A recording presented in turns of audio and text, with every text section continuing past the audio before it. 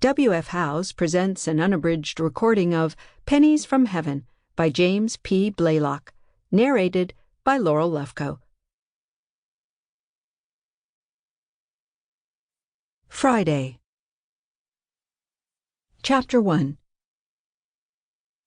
Jane Larkin rested against piled-up pillows, working in the glow of her tiny bedside lamp. She was adding up budget numbers in a spiral notebook for the second time, and not much liking what she saw. The clock read 4 a.m, but she knew that she was through sleeping, just like she knew there was nothing wrong with her arithmetic. She listened to the sound of October rain gurgling out of the downpipe into the flower bed, and now and then a gust of wind drove raindrops against the window panes.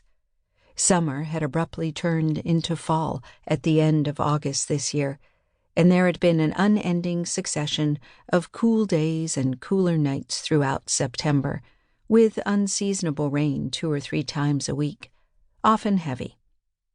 She wished that a fire was burning in the bedroom fireplace, one of the nicely quaint elements of the old Spanish-style house that she and Jerry had bought 6 months ago in Old Orange, the downtown historical district of the city of Orange. A year ago, Jane had been awarded a MacArthur Foundation grant and had found herself director of a project she had named the Old Orange Co-op. She had been happily shocked to receive the funding she had asked for, enough to pay limited salaries and expenses for 3 years, by which time the co-op was intended to be self-perpetuating.